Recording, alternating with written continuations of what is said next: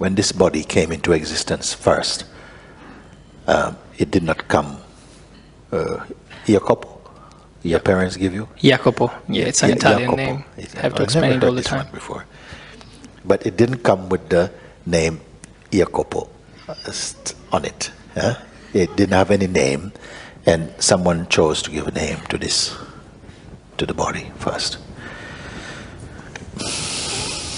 So the name was pointed towards this body. Jacopo, is that this? How you said it? How did you say it? Jacopo. Jacopo. Just the accent. Okay, Jacopo was put to this body, but the body cannot respond. The body cannot respond to this name. Something is there other than the body. The consciousness at some point was sufficiently mature enough to start to associate this name with I, with the intuitive sense of I-ness, this feeling of intuitive existence. You know you are. Sure. Isn't it? Even mosquito know I am everything. So this name, Jacopo, is okay? Yeah. Was offered to what? To the body or to the consciousness? The consciousness itself accepted the name at a certain point, Jacopo. And then this I consciousness referred to itself Jacopo. Okay? Now once this impression, the impression of the name could not stick if it wasn't the consciousness that hold it. Just a habit, I guess. So,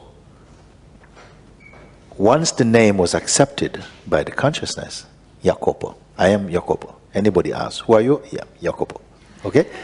Now, when this name comes, then after this, you never forget this name. You never forget this name.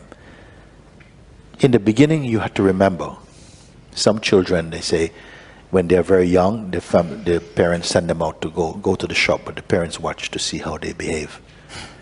Yeah? Or they go out playing, they put the name in your pocket, so because you might forget it's Jacopo. And then somebody find you, they ask, what is your name? You say, boy. Yes, but what is your name? Boy. Where you live? House.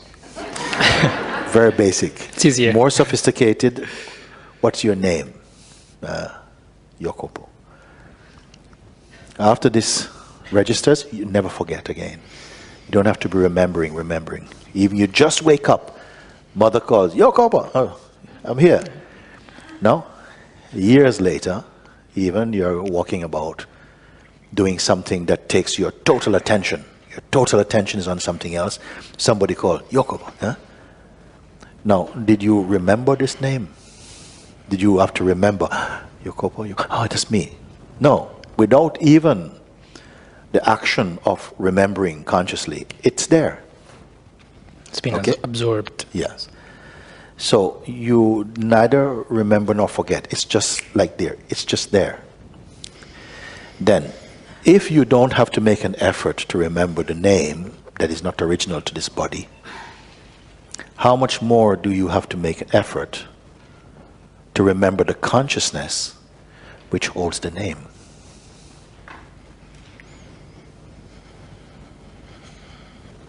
So I say, it is an idea that you have, that you must remember who you are. Please, it's going to leave you very quickly what I say. Because everybody miss it, and so we continue in a state of delusion. You didn't have to remember your name each day you get up, whatever you're doing. Somehow the name, which is not original to you, to someone's idea, then it stay with you. No effort is needed. Then if no effort is needed to remember your bodily name, how much more effort will be needed to remember the consciousness which is greater than the name, which cannot come or go, in which even remembering and forgetting happens and is recognized. And maybe, if you care, you go away and you contemplate what I say about this. I say it is an idea that you forget yourself. You are earlier than remembering yourself. You are earlier than remembering or forgetting yourself. It is only because you want to do it with the mind that you must think, you must remember, because it is the attribute of the mind to remember or forget. You are not the mind, you are the beingness in whose presence remembering and forgetting happen. What you're going to do with this, I don't know. Just allow understanding to take place that will remove the misunderstanding. Because there is inside a seed that tells you you have to do something. You have to do something. You have to remember yourself. In the world of existence, you meanness of duality, yes, this play of remembering and forgetting is part of our spiritual discipline. Because why? You accept an idea that you can forget yourself. I don't know if you have ever heard anything like this. Please, it is an idea that you can forget or remember yourself. You're always yourself. But when we start to have to think, you think you are an individual and that you have to do something, you have to practice to get back to where you are. All these are concepts. You are not a concept. You are earlier than all concepts because you are the weakness of them. But we have an idea that we forget. And in the play of existence, because we are functioning as individual entities on a journey towards awakening, this is also a concept. But very few are going to get this, what I'm speaking. Nevertheless, it has to be said. Very few is going to get it because it is so deep-rooted in us that we are not yet that. She understands what I am speaking. And so all together we are believing. All together we are believing a collective consciousness that we are not what we are. And because we believe it, we have to believe in a journey to get back to what we already are. It's like we are here, and some of you get up and you ask me, how can I get to the Caribbean Hindu Center? I said, but you are here. You says, I know. I know intellectually. But how do I know actually? I said, but you are here.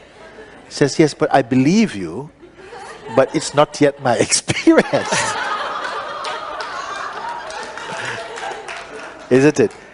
So then I look at your face and I see you're totally gone. So I said, okay, I tell you what, you go outside this door, turn first right and first right, walk 200 meters. Then you get to Brixton Hill. Take any bus going that direction. Get to Brixton. When you get to Brixton Town Hall, cross the road and get a bus on the other side. 159. It will only take you 15 minutes. You come up again and you get off at the stop opposite Bombay Inn. Then you cross the road, walk down, and you turn first left and first left again. And after 5 minutes you get there and you say, thank you.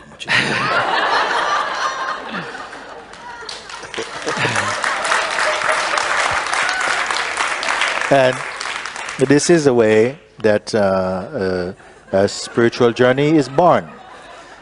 Either you can accept this, either you can accept it immediately. Some people get the point, and others, they don't get it. You see? And we are all like this. Even though we are laughing, we are like this. So, this point I make about it, that it is an idea that you forget. And if you believe in the idea that you forget, then you have to believe in the idea that you must remember. And myself, I will also remind you. While you have inside you the urge to be reminded. One day you'll go beyond remembering and forgetting. And then you will not have to write this note anymore. You know, you say, I know it's useless to try and stop the mind. It is true. Because I tried. Yes, but you have to try. And then you have to fail. It's part of it. It's like you may say it's an illusion, or a delusion, but still you have to go through it. We are compelled somehow, because we are also this. We are also this. But you're also beyond this. But our beyondness we feel totally unfamiliar with, which is also concept.